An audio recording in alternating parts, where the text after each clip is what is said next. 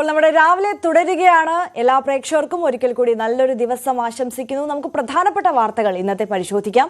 ആദ്യം തലക്കെട്ടുകൾ.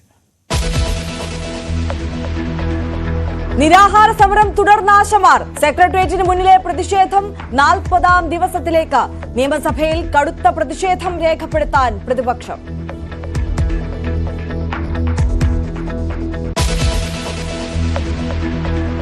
കണ്ണൂരിലെ ഡ്രൈവറുടെ കൊലപാതകം ആസൂത്രിതം. കൊലയിലേക്ക് നയിച്ചത് കുടുംബ പ്രശ്നത്തെ തുടർന്നുണ്ടായ വ്യക്തിവിരോധവും സാമ്പത്തിക തർക്കവും. പ്രതി സന്തോഷിന്റെ അറസ്റ്റ് ഇന്ന് രേഖപ്പെടുത്തും.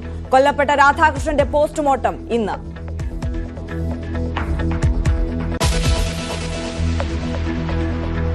എളമ്പിലായി സൂരജ് കൊലക്കേസിൽ വിധി ഇന്ന്. 12 CPM പ്രവർത്തകർ പ്രതികൾ. കൊല നടത്തിയത് CPM പ്രവർത്തകനായ സൂരജ് BJPയിൽ ചേർന്നതിന്റെ വിരോധത്താൽ. വിധി പറയുന്നത് ജില്ലാ സെഷൻസ് കോടതി.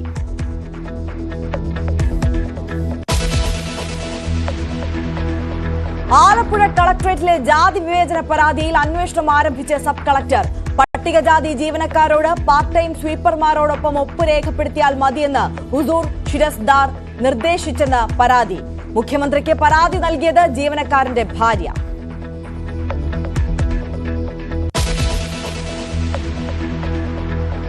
യുദ്ധം അവസാനിപ്പിക്കാൻ റഷ്യയ്ക്ക് മേൽ സമ്മർദ്ദം ശക്തമാക്കണമെന്ന് യൂറോപ്യൻ രാജ്യങ്ങളോട് യുക്രൈൻ. 5 ബില്യൺ യൂറോയുടെ സഹായം അഭ്യർത്ഥിച്ച് വ്ളാഡിമിർ സെലൻസ്കി.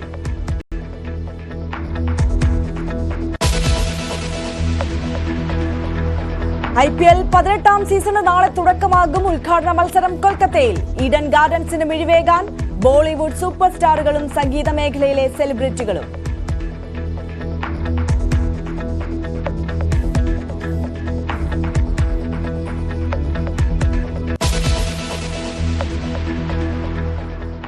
വാർത്തകളിലേക്ക് നമ്മൾ വിശദമായി കടക്കുകയാണ്. ഏറെ ദിവസമായി നമ്മുടെ എല്ലാം വാർത്തയുടെ ശ്രദ്ധാ കേന്ദ്രം എന്ന് പറയുന്നത് സെക്രട്ടേറിയറ്റിന്റെ നടയിലും മുമ്പിൽ ആശാ വർക്കർമാർ നടത്തിവരുന്ന സമരമാണ്. അതൊരു 3ാം ഘട്ടത്തിലേക്ക് കടന്നിരിക്കുകയാണ്. കഴിഞ്ഞ ദിവസം ഇന്നലെ അവർ നിരാഹാര സമരത്തിലേക്ക് കടക്കുന്നതൊക്കെ നമ്മൾ കണ്ടു. മാധ്യമങ്ങൾ വലിയ തോതിൽ വലിയ പ്രാധാന്യത്തോടെ നൽകുന്നുണ്ടെങ്കിലും വേണ്ട വിധത്തിൽ സർക്കാർ അവരെ പരിഗണിക്കുന്നില്ല എന്നത് തന്നെയാണ് വാസ്തവം. കഴിഞ്ഞ ദിവസം നമുക്കറിയാം, കേന്ദ്ര ആരോഗ്യമന്ത്രിയെ കാണുവാൻ വേണ്ടി വീണ ജോർജ് ഡൽഹിയിലേക്ക് പുറപ്പെട്ടു. പക്ഷേ കേന്ദ്ര ആരോഗ്യമന്ത്രി JP നദ്ദയുടെ അനുമതി വാങ്ങാതെ, കാണാനുള്ള അനുമതി പോലും വാങ്ങാതെയാണ് അവിടേക്ക് എത്തിയത് എന്നുള്ള വലിയ വിമർശനം ഇപ്പോൾ ഉയരുന്ന ഒരു സാഹചര്യമാണ്. അവിടെ എത്തിയ വീണ ജോർജിന് മന്ത്രിയെ കാണാൻ സാധിച്ചില്ല, നിവേദനം നൽകി മടങ്ങുകയാണ്. ഇതൊക്കെ ആരോഗ്യമന്ത്രിയുടെ ഭാഗത്തു നിന്നുണ്ടാകുന്ന പ്രഹസനം മാത്രമാണ് എന്നുള്ള വലിയ വിമർശനവും സങ്കടവും ഒക്കെ ആശാ വർക്കർമാർ പങ്കുവെക്കുന്ന ഒരു സാഹചര്യം. എന്തായാലും വിഷയത്തെ വലിയ തോതിൽ ആയുധമാക്കാൻ ഒരുങ്ങുകയാണ് പ്രതിപക്ഷം. ഇന്ന് സഭയിലടക്കം ഈ വിഷയം വലിയ തോതിൽ ചർച്ചയാക്കാനാണ് പ്രതിപക്ഷത്തിന്റെ നീക്കം എന്നുള്ളതാണ് നമുക്ക് മുന്നിലുള്ള പ്രധാനപ്പെട്ട വാർത്ത. ആ വാർത്തയുടെ വിശദാംശത്തിലേക്കാണ് നമ്മൾ കടക്കുന്നത്. ആശാ വർക്കർമാരുടെ നിരാഹാര സമരം 2ാം ദിവസത്തിലേക്ക്. സെക്രട്ടേറിയറ്റിന് മുന്നിലെ പ്രതിഷേധം 40ാം ദിവസത്തിലേക്ക് കടക്കുകയാണ്. ആരോഗ്യമന്ത്രി വീണ ജോർജ് കേന്ദ്ര ആരോഗ്യമന്ത്രിയുടെ സമയം ചോദിക്കാതെ ഡൽഹിയിലേക്ക് കൂടിക്കാഴ്ചയ്ക്ക് പോയതിൽ വിമർശനവും ശക്തമാണ്. JP നദ്ദയെ കാണാനാകാതെ റെസിഡന്റ് കമ്മീഷണർ മുഖേന നിവേദനം നൽകി മടങ്ങുകയായിരുന്നു മന്ത്രി. VV വിനോദ് നമുക്കൊപ്പം ചേരുകയാണ് തിരുവനന്തപുരത്ത് നിന്ന്. Vinod, very good morning. 40ാം ദിവസത്തിലേക്ക് കടക്കുകയാണ്. പൊരിവെയിലും മഴയും ഒക്കെ കൊണ്ട് ഒരു കൂട്ടം സ്ത്രീകൾ അവിടെ സെക്രട്ടേറിയറ്റ് നടയിൽ 40 ദിവസം ആകുന്നു സമരം തുടങ്ങിയിട്ട്. അത് 3ാം ഘട്ടത്തിലേക്ക് കടന്നിരിക്കുന്നു. നേരത്തെ സൂചിപ്പിച്ചതുപോലെ നിരാഹാരത്തിലേക്ക് കടക്കേണ്ട സാഹചര്യം. 2 ചർച്ചകളാണ് നടത്തിയത്. അതെങ്ങും എത്താതെ പോയി. കഴിഞ്ഞ ദിവസം എല്ലാം ശരിയാക്കി തരാം എന്ന് പറഞ്ഞുകൊണ്ട് നമ്മുടെ കേന്ദ്ര ആരോഗ്യമന്ത്രിയെ കാണുവാൻ വേണ്ടി ഇവിടെ നിന്ന് പുറപ്പെട്ടു പോയി. പക്ഷേ കേന്ദ്ര ആരോഗ്യമന്ത്രിയെ കാണുന്നതിനുള്ള ഒരു അനുമതി പോലും വാങ്ങാതെയാണ്, അതുപോലും ലഭിക്കുന്നതിന് മുമ്പാണ് ആരോഗ്യമന്ത്രി അവിടേക്ക് പോയത് എന്നുള്ള വലിയ വിമർശനം നിലനിൽക്കുന്നു. അത് പ്രഹസനമാണെന്ന് ആശമാർ ഇന്നലെ തന്നെ പറയുകയും ചെയ്തു. എന്തായാലും നിവേദനം നൽകിയാണ് ആരോഗ്യമന്ത്രി ഇങ്ങോട്ട് മടങ്ങിയിട്ടുള്ളത്. എന്തായാലും ഈ വിഷയം, ഈ ആരോഗ്യമന്ത്രി ഒന്നും കാണാതെ അല്ലെങ്കിൽ ആ ഒരു സമയം പോലും ചോദിക്കാതെ ഡൽഹിയിലേക്ക് പോയ വിഷയം വലിയ തോതിൽ ഇന്ന് ചർച്ചയാകും എന്നുള്ള കാര്യത്തിൽ തർക്കമൊന്നുമില്ല. ആശമാരുടെ നിരാഹാര സമരം തുടരുമ്പോൾ ഇന്ന് ഏതൊക്കെ നേതാക്കന്മാരാണ്, അവരുടെ സമരസമിതിയിലുള്ള ആളുകളാണ് നിരാഹാരം ഇരിക്കുന്നത്? കൂടുതൽ പ്രതിപക്ഷ നേതാക്കന്മാരുടെ അടക്കം കൂടുതൽ പ്രമുഖരെ നമുക്ക് സമരപന്തലിലേക്ക് പ്രതീക്ഷിക്കാൻ കഴിയുമോ ഇന്ന്?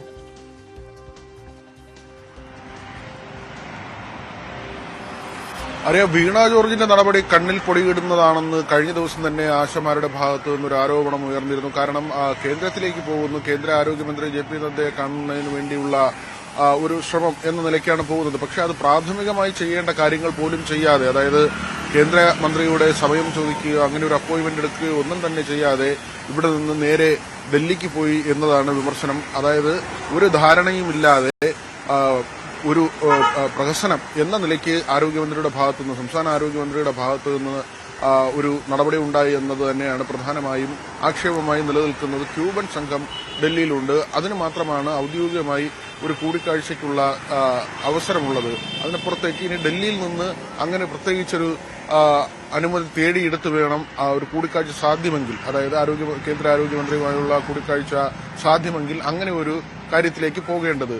ഇവിടെ അത് കൃത്യമായി അതൊരു വിമർശനമായി ഉയർന്നു വന്ന സാഹചര്യത്തിൽ കൂടുതൽ പ്രതിഷേധങ്ങളും ഇക്കാര്യത്തിൽ ഉയർന്നു വരും. ആശമാരുടെ ഭാഗത്തുനിന്ന് തന്നെ ഇതിൽ കൂടുതൽ പ്രതികരണങ്ങൾ ഉണ്ടാകും. ഒരുപക്ഷെ നിയമസഭയിൽ ഇന്ന് ഈ വിഷയം വരികയും ചെയ്യും. കാരണം കഴിഞ്ഞ ദിവസം UDF MLA-മാരെല്ലാം തന്നെ ഈ ആശമാരുടെ സമരകേന്ദ്രത്തിലേക്ക് എത്തുകയും അവർക്ക് പിന്തുണ നൽകുകയും ചെയ്ത ഒരു സാഹചര്യമുണ്ടായിരുന്നു. ആ നിലയ്ക്ക് സമരം ഏറ്റെടുക്കുന്ന നിലയിലേക്ക്, അല്ലെങ്കിൽ സമരത്തിന് വലിയ പിന്തുണ വിവിധ കോണുകളിൽ നിന്നും വരുന്ന നിലയിലേക്ക് കാര്യങ്ങൾ പോകുന്നുണ്ട്. കഴിഞ്ഞ ദിവസം തന്നെ വിവിധ സംഘടനകൾ, വ്യത്യസ്തമായ സാമൂഹിക സംഘടനകൾ ആശമാർക്ക് പിന്തുണ നൽകി അവിടെ എത്തുന്ന ഒരു സാഹചര്യമുണ്ടായിരുന്നു.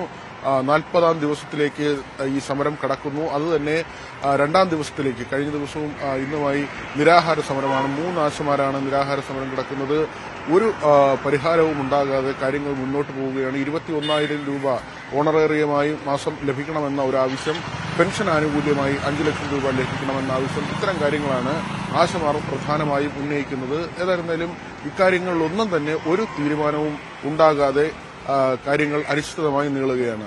ആര്യ, തീർച്ചയായും സത്യത്തിൽ വിനോദ്, ഇതിപ്പോൾ വലിയ രീതിയിൽ പ്രതിപക്ഷം ആയുധമാക്കുമ്പോൾ, ഇപ്പോൾ വിനോദ് സൂചിപ്പിച്ചതുപോലെ ഇന്ന് വീണ്ടും സഭയിൽ ഈ വിഷയം എടുത്തുയർത്തുമ്പോൾ സർക്കാരിന് മേൽ വലിയൊരു സമ്മർദ്ദമുണ്ട് എന്നുള്ളത് സത്യമല്ലേ? മാത്രവുമല്ല CPI അടക്കം ഈ സമ്മർദ്ദം ചെലുത്തുന്നുമുണ്ട്, എത്രയും വേഗം ഈ സമരം തീർപ്പാക്കണമെന്നുള്ളത്. മുഖ്യമന്ത്രിയുടെ ഭാഗത്തു നിന്ന് അതിനെ ചെറുക്കുന്നത് എന്ന വണ്ണം ചില നീക്കങ്ങൾ ഉണ്ടാകുന്നുണ്ട് എന്നല്ലേ മനസ്സിലാക്കേണ്ടത്. ഈ സർക്കാരിന്റെ വാർഷികവുമായി ബന്ധപ്പെട്ടിട്ട് നടക്കാൻ പോകുന്ന പരിപാടിയുമായി അനുബന്ധിച്ച് ഇത്തരത്തിൽ സർക്കാർ നൽകിയ ആനുകൂല്യങ്ങൾ, ആ പദ്ധതികൾ, ക്ഷേമ പദ്ധതികൾ ഏതൊക്കെയാണ് എന്ന് നിരത്താൻ, ജനങ്ങൾക്ക് മുമ്പിൽ അവതരിപ്പിക്കാൻ ഒരു കണക്ക് ആവശ്യപ്പെട്ടിരിക്കുകയാണ്. എല്ലാ ഡിപ്പാർട്ട്മെന്റും അത്തരത്തിലൊരു കണക്ക് ക്രോഡീകരിച്ചുകൊണ്ട് സർക്കാർ മുഖ്യമന്ത്രിക്ക് നൽകണം എന്നുള്ള ഒരു ആവശ്യം ഇപ്പോൾ മുഖ്യമന്ത്രിയുടെ ഓഫീസിൽ നിന്ന് വന്നിട്ടുണ്ട് എന്നല്ലേ മനസ്സിലാക്കേണ്ടത്. ഇത് ഈ ആശമാരുടെ സമരം, അതിനപ്പുറം അങ്കണവാടി ജീവനക്കാരുടെ സമരവും മറുവശത്ത് ഇപ്പോൾ പുരോഗമിക്കുമ്പോൾ സർക്കാർ ഇത്തരത്തിൽ അടിസ്ഥാന വർഗത്തിലുള്ള ജനങ്ങളെ എല്ലാം ഒപ്പം നിർത്തുകയാണ്, അവർക്ക് വേണ്ട ക്ഷേമ പ്രവർത്തനങ്ങൾ നടത്തുന്നുണ്ട് എന്ന് കാട്ടുവാൻ വേണ്ടി മറുവശത്ത് സർക്കാരിന്റെ ഭാഗത്തു നിന്നും പല നീക്കങ്ങൾ കൂടി നടക്കുന്നുണ്ട് സമാന്തരമായി. അതുകൂടി പറഞ്ഞു പോകണ്ടേ?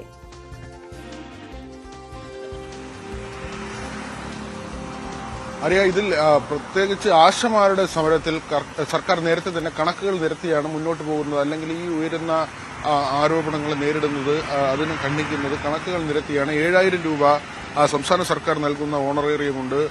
3,000 രൂപയോളം കേന്ദ്രത്തിൽ, 2,000 രൂപയോളം കേന്ദ്രത്തിൽ നിന്ന് ഇൻസെന്റീവായി ലഭിക്കുന്നു. മറ്റ് ഇൻസെന്റീവുകൾ, ചെയ്യുന്ന ജോലികൾക്കുള്ള ഇൻസെന്റീവുകൾ, ഇതെല്ലാം തന്നെ ചേർത്ത് പലർക്കും 14,000, 15,000 രൂപ വരെ ലഭിക്കുന്നുണ്ട് എന്ന കാര്യമാണ് സർക്കാർ പറയുന്നത്. മാത്രമല്ല, ആശാ വർക്കർമാർ സമരം നടത്തുമ്പോൾ അവർക്ക് ഈ സർക്കാർ ജീവനക്കാരുടെ ഒരു പരിഗണനയോ ആനുകൂല്യമോ കിട്ടുന്നില്ല. കാരണം ജീവനക്കാരുടെ പട്ടികയിലേക്ക് ഇവരെ കൊണ്ടുവന്നിട്ടില്ല. അത്തരമൊരു കാര്യത്തിൽ തീരുമാനമെടുക്കേണ്ടത് കേന്ദ്ര സർക്കാരാണ്. ഇവരെ ജീവനക്കാരായി പ്രഖ്യാപിക്കുക.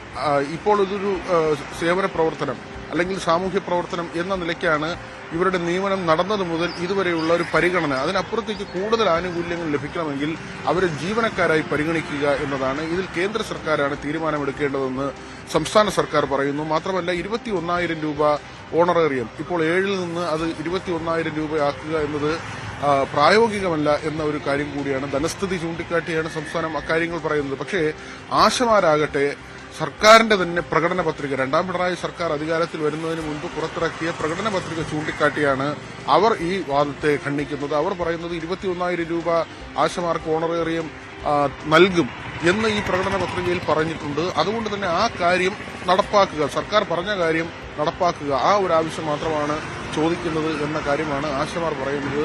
ഏതായിരുന്നാലും ഇപ്പോൾ ഈ ആരോഗ്യമന്ത്രിയുടെ യാത്ര അതുപോലും വിവാദത്തിലാകുന്ന ഒരു സാഹചര്യമാണ്.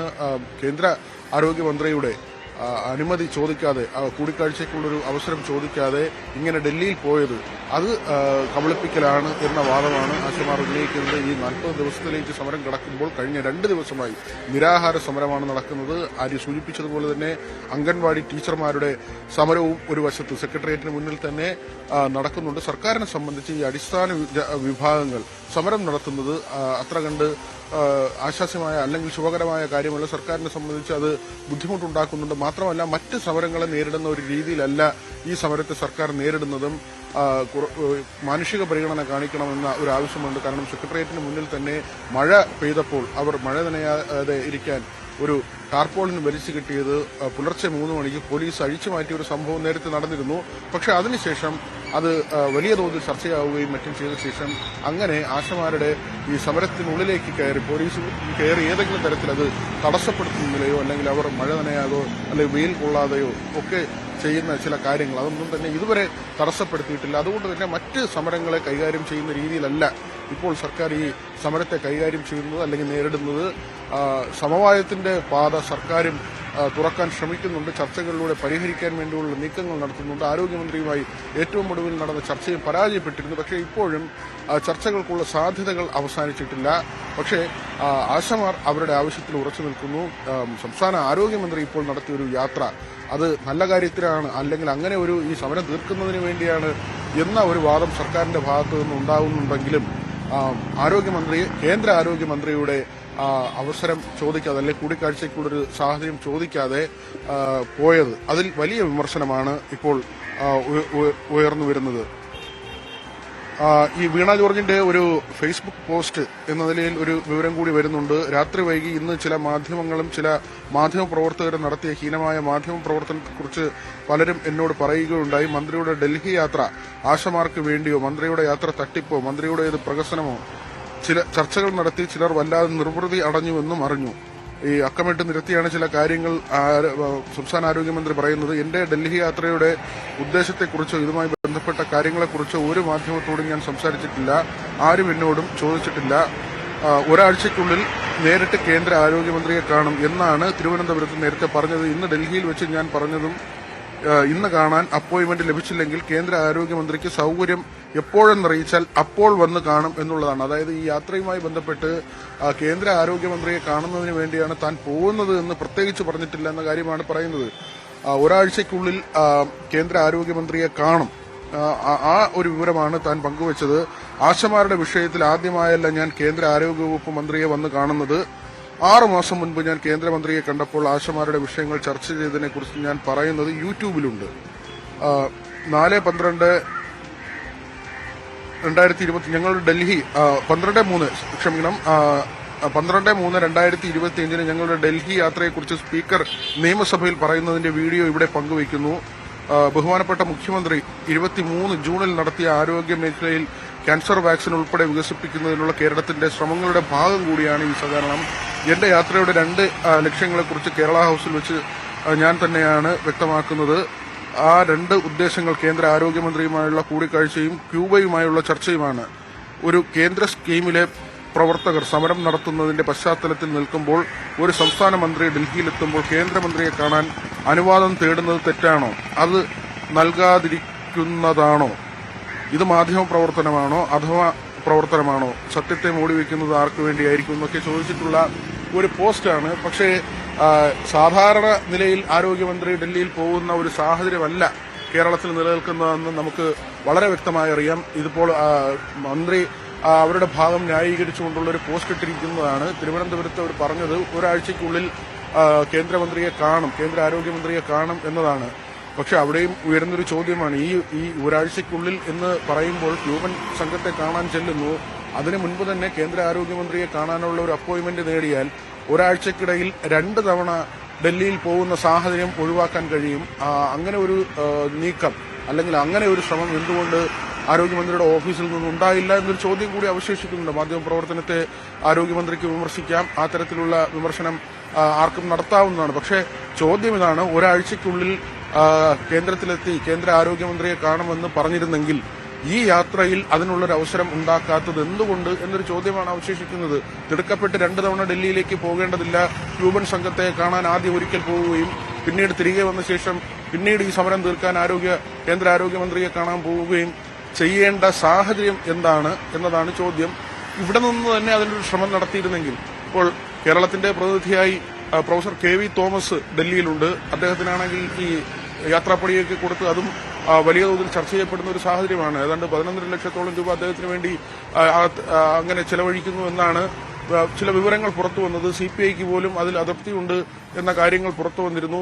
G സുധാകരൻ പോലും അതിനെ വിമർശിക്കുന്ന ഒരു സാഹചര്യം ഉണ്ടായിരുന്നു. KV തോമസിനൊക്കെ എന്തിനാണ് ഇത്രയും പണം കൊടുക്കുന്നതെന്നാണ് CPMന്റെ മുതിർന്ന നേതാവായ G സുധാകരൻ ചോദിച്ചത്. ഏതായിരുന്നാലും ആരോഗ്യമന്ത്രി ഇപ്പോൾ ഒരു ഫേസ്ബുക്ക് പോസ്റ്റിട്ട് അവരുടെ യാത്രയെ ന്യായീകരിക്കുന്നുണ്ട്. ഒരുപക്ഷെ കേന്ദ്ര ആരോഗ്യമന്ത്രിയെ കാണാൻ കഴിഞ്ഞില്ലെങ്കിൽ അതിനുള്ള ഒരു മുൻകൂർ ജാമ്യമായി കൂടി ഇതിനെ കാണാം. താൻ ഒരാഴ്ചയ്ക്കുള്ളിൽ കാണുമെന്നാണ് പറഞ്ഞിരുന്നതെന്ന ഒരു വാദം ഉയർത്തി അതിനെ പ്രതിരോധിക്കാൻ ശ്രമിക്കുന്നു. അല്ലെങ്കിൽ വെറുതെ ഡൽഹി വരെ പോയി വന്നു, ആശമാരുടെ സമരം തീർക്കാൻ ആരോഗ്യമന്ത്രി ഒന്നും ശ്രമിച്ചില്ല, ഇതെല്ലാം തന്നെ നാടകമാണ്, പ്രഹസനമാണെന്ന ആരോപണം നേരിടേണ്ടി വരും. ഏതായിരുന്നാലും അതിനു മുൻപ് തന്നെ അവരൊരു പോസ്റ്റ് ഇട്ടിരിക്കുന്നു. പക്ഷേ ഇപ്പോഴും നമ്മൾ പറയുന്നത് കേന്ദ്ര ആരോഗ്യമന്ത്രിയെ കാണാൻ എന്തെങ്കിലും തരത്തിൽ സാധ്യതയുണ്ടെങ്കിൽ ഇത് ഏതെങ്കിലും തരത്തിലൊരു വിമർശനമായോ മാധ്യമ വിമർശനമായോ മാത്രം കാണേണ്ട ഒരു കാര്യമല്ല. ആരോഗ്യമന്ത്രി പറഞ്ഞതിനെ മുഖവിലക്കെടുക്കുന്നു. പക്ഷേ എന്തിനാണ് തിടുക്കപ്പെട്ട് 2 തവണ ഒരാഴ്ചയ്ക്കുള്ളിൽ ഡൽഹിയിൽ പോകുന്നത് എന്നൊരു ചോദ്യമാണ് പൊതുവിൽ ഈ ഒരു പോസ്റ്റ് കാണുമ്പോൾ മനസ്സിൽ തോന്നുന്നത്. ഏതായിരുന്നാലും അവിടെയും പോസിറ്റീവായി തന്നെ ചിന്തിക്കാം. വളരെ ഈ സമരം തീർക്കുന്നതിന് വേണ്ടി ഒരു നീക്കമുണ്ടാകട്ടെ. അവിടെ കേന്ദ്ര ആരോഗ്യമന്ത്രിയുടെ ഓഫീസുമായി ബന്ധപ്പെടാനും അവിടെ ഒരു കൂടിക്കാഴ്ചയ്ക്ക് അവസരമുണ്ടാക്കാനും നമ്മുടെ ആരോഗ്യമന്ത്രിക്കും മന്ത്രിക്കൊപ്പമുള്ള ഉദ്യോഗസ്ഥർക്കും കഴിയട്ടെ. നമ്മുടെ സംവിധാനങ്ങൾ ഡൽഹിയിലുണ്ട്. അങ്ങനെ ഒരു നീക്കം നടത്തി ഈ യാത്രയിൽ തന്നെ കഴിയുമെങ്കിൽ കേന്ദ്ര ആരോഗ്യമന്ത്രിയുമായി ഒരു കൂടിക്കാഴ്ച നടത്തുകയും അതിൽ ചില ഉറപ്പുകളെങ്കിലും കിട്ടുകയും അക്കാര്യങ്ങൾ ആശമാരെ അറിയിച്ച് ഇപ്പോഴത്തെ ഒരു കാലാവസ്ഥ കൂടി നമുക്കറിയാവുന്നതാണ്. തീ പോലെ പൊള്ളുന്ന ചൂടാണ്. അടുത്ത ദിവസവും റെഡ് അലർട്ട് പല ജില്ലകളിലും പ്രഖ്യാപിക്കുമെന്ന വിവരമാണ് നമുക്ക് ലഭിക്കുന്നത്. ആ തരത്തിൽ ഒരു കൂട്ടം സ്ത്രീകൾ സെക്രട്ടേറിയറ്റിന് മുന്നിൽ നിന്ന് ഇങ്ങനെ 40 ദിവസമായി സമരം ചെയ്യുക എന്നത് അതെ, അത് മന്ത്രിയും സൂചിപ്പിച്ച കാര്യമാണ്. കഴിഞ്ഞ ദിവസം നടന്ന ചർച്ചയിൽ വിനോദ് മന്ത്രിയും സൂചിപ്പിച്ചത് അത്തരത്തിൽ തന്നെയാണ്. എന്റെ ആശമാർ ഇത്തരത്തിൽ വെയിലും മഴയും ഒക്കെ കൊണ്ട് സെക്രട്ടേറിയറ്റിന് മുന്നിൽ തുടരുന്നത് തന്നെ ഒരുപാട് വിഷമിപ്പിക്കുന്നു എന്നാണ് ആരോഗ്യമന്ത്രി ആ മീറ്റിംഗിൽ പറഞ്ഞതെന്ന് ആശമാർ നമ്മളോട് പങ്കുവെച്ച കാര്യമാണ്. എന്തായാലും പക്ഷേ അത്തരത്തിൽ വിഷമമുള്ള ആരോഗ്യമന്ത്രി എത്രയും പെട്ടെന്ന് ഇതിന് വേണ്ട നടപടി സ്വീകരിക്കണം എന്നുള്ളതാണ് എല്ലാ വിഭാഗത്തിൽ നിന്നും ഉയരുന്ന ആവശ്യം. അതുകൊണ്ട് തന്നെയാണ് ആരോഗ്യമന്ത്രി ഇത്തരത്തിൽ ഡൽഹിയിലേക്ക് പുറപ്പെട്ടു പോയപ്പോൾ അനുമതി വാങ്ങാതെയാണോ മന്ത്രി ഡൽഹിയിലേക്ക് കേന്ദ്ര ആരോഗ്യമന്ത്രിയെ കാണുവാൻ വേണ്ടി പോയത് എന്നുള്ള ഒരു ചോദ്യം മാധ്യമങ്ങൾ ഉന്നയിച്ചത്. പക്ഷേ അത് വലിയ മാധ്യമ വിമർശനമായി ഉന്നയിച്ചുകൊണ്ടാണ് തിരികെ വീണ ജോർജിന്റെ ഭാഗത്ത് നിന്ന് ഒരു പോസ്റ്റ് FB പോസ്റ്റ് വന്നിട്ടുള്ളത്. അതിന്റെ വിശദാംശങ്ങൾ അടക്കമാണ് VV വിനോദ് സൂചിപ്പിച്ചത്. എന്തായാലും ഒരാഴ്ചയ്ക്കുള്ളിൽ താൻ ആരോഗ്യമന്ത്രിയെ കാണും എന്നുള്ളതാണ് താൻ പറഞ്ഞിരുന്നത്. അല്ലാതെ കഴിഞ്ഞ ദിവസം താൻ നടത്തിയ ഡൽഹി യാത്രയുടെ ഉദ്ദേശത്തെക്കുറിച്ച് ആരും തന്നോട് ചോദിച്ചിട്ടില്ല. വാർത്താ സമ്മേളനത്തിൽ അത് താൻ പറഞ്ഞിട്ടുമില്ല. പക്ഷേ 12-ാം തീയതി നിയമസഭയിൽ ഈ യാത്രയെക്കുറിച്ച് പറയുന്ന ഒരു ക്ലിപ്പിംഗ്, സ്പീക്കറുടെ ഒരു ക്ലിപ്പിംഗ് കൂടി ആഡ് ചെയ്തുകൊണ്ടാണ് ഫേസ്ബുക്ക് പോസ്റ്റ് ഇത്തരത്തിൽ മന്ത്രി നടത്തിയിട്ടുള്ളത്. എന്തായാലും ഒരാഴ്ചയ്ക്കുള്ളിൽ എങ്കിലും ആരോഗ്യമന്ത്രിയെ കണ്ട്, കേന്ദ്ര ആരോഗ്യമന്ത്രിയെ കണ്ട് ഈ വിഷയങ്ങളൊക്കെ വീണ ജോർജ് ഉന്നയിക്കട്ടെ. അത് പരിഹാരം, ആശമാരുടെ ഈ വലിയ പ്രശ്നത്തിന് പരിഹാരം കാണാൻ സാധിക്കട്ടെ എന്ന് തന്നെയാണ് എല്ലാവരുടെയും ആഗ്രഹം. അതിനപ്പുറം ഇത് വെറും മാധ്യമ വിമർശനം, മന്ത്രിയെ വെറുതെ കരിവാരിത്തേക്കാൻ മാധ്യമങ്ങൾ ഇത്തരത്തിൽ വാർത്തകൾ നൽകുന്നു എന്ന തരത്തിൽ മാത്രമാണ് ആരോഗ്യമന്ത്രി ഈ വിഷയത്തെ സമീപിച്ചിട്ടുള്ളത് എന്നുള്ളതാണ് ഈ പോസ്റ്റിൽ നിന്ന്, FB പോസ്റ്റിൽ നിന്ന് നമുക്ക് മനസ്സിലാകുന്നത്. VV വിനോദാണ് സമഗ്രമായ വിവരങ്ങൾ നൽകിയത്. ഇനി നമ്മൾ പോകുന്നത് മറ്റൊരു വാർത്തയിലേക്കാണ്. കഴിഞ്ഞ ദിവസം നമ്മളെയൊക്കെ ഏറെ ഞെട്ടിച്ചൊരു വാർത്തയായിരുന്നു. കണ്ണൂരിൽ കൈതപ്രത്ത് ഓട്ടോ ഡ്രൈവർ വെടിയേറ്റു മരിച്ചു എന്നുള്ളത്. രാധാകൃഷ്ണന്റെ കൊലപാതകം ആസൂത്രിതം എന്നാണ് ഇപ്പോൾ കണ്ടെത്തിയിരിക്കുന്നത് പോലീസ്. കുടുംബ പ്രശ്നത്തെ തുടർന്നുണ്ടായ വ്യക്തിവിരോധവും സാമ്പത്തിക തർക്കവുമാണ് കൊലപാതകത്തിലേക്ക് നയിച്ചത്. പ്രതി പെരുമ്പടവ് സ്വദേശി സന്തോഷിന്റെ അറസ്റ്റ് ഇന്ന് രേഖപ്പെടുത്തും. KV ബൈജു ആണ് ചേരുന്നത് കൂടുതൽ വിവരങ്ങളുമായി. ബൈജു, തുടക്കത്തിൽ ഞാൻ പറഞ്ഞതുപോലെ തന്നെ ഏറെ ഞെട്ടിപ്പിച്ച ഒരു കൊലപാതകമായിരുന്നു. ഇതുമായി ബന്ധപ്പെട്ട് പോലീസ് ഇപ്പോൾ നൽകുന്ന ഒരു പ്രാഥമിക വിലയിരുത്തലുകൾ അതെങ്ങനെയാണ് ബൈജു?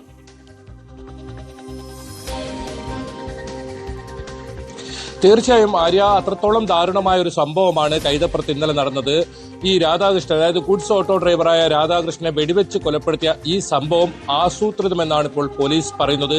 ഇയാൾ മദ്യലഹരിയിലായിരുന്നു. അതുകൊണ്ട് തന്നെ ഇന്നലെ വലിയ തോതിൽ ഇയാളെ ചോദ്യം ചെയ്യാൻ സാധിച്ചിട്ടില്ല. ഇന്നും അയാളെ ഈ ചോദ്യം ചെയ്തുകൊണ്ടിരിക്കുകയാണ്, ഇപ്പോഴും ചോദ്യം ചെയ്തുകൊണ്ടിരിക്കുകയാണ്. പോലീസ് പ്രാഥമികമായി നമുക്ക് നൽകുന്ന വിവരം, ഇവർ തമ്മിൽ കുടുംബപരമായി പ്രശ്നമുണ്ടായിരുന്നു. ഇതേ തുടർന്നുണ്ടായ വ്യക്തിവൈരാഗ്യമാണ് ഈ കൊലപാതകത്തിലേക്ക് കലാശിച്ചത്. അതോടൊപ്പം ഇയാളുടെ വീടിന്റെ നിർമ്മാണ കരാർ ആദ്യം ഏറ്റെടുത്തിരുന്നത് ഈ പ്രതിയാണ്, ഈ സന്തോഷ് എന്ന പ്രതിയാണ്.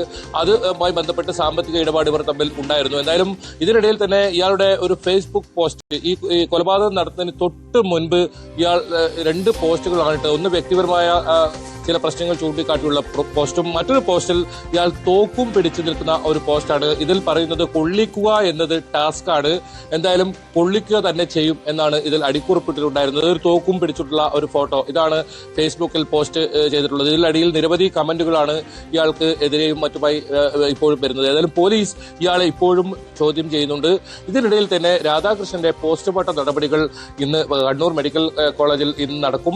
ഉച്ചയോടുകൂടി പോസ്റ്റ്മോർട്ടം പൂർത്തിയാക്കി മൃതദേഹം ഉച്ചയോടുകൂടി വിട്ടു നൽകുമെന്നാണ് നമുക്ക് അറിയാൻ സാധിക്കുന്നത്. എന്തായാലും പോലീസിന്റെ ഭാഗത്തു നിന്ന് 10 മണിയോടുകൂടി ഔദ്യോഗികമായ ഒരു വാർത്താ സമ്മേളനം നടത്തി അതിൽ വിശദീകരണം നൽകും. എന്തായാലും ഇപ്പോൾ പ്രാഥമികമായി പോലീസ് നൽകുന്ന വിവരം അനുസരിച്ച് ഇവർ തമ്മിൽ കുടുംബപരമായ ചില പ്രശ്നങ്ങളുണ്ടായിരുന്നു. ആ പ്രശ്നത്തെ തുടർന്ന് ആസൂത്രിതമായി ഇയാൾ വീട്ടിലേക്ക് എത്തുകയും പിന്നീട് വെടിവെച്ച് കൊലപ്പെടുത്തുകയുമായിരുന്നു. എന്നാലും ഇയാൾ ഈ തോക്ക് അത് ഇതുവരെ പോലീസിന് കണ്ടെത്താൻ കഴിഞ്ഞിട്ടില്ല.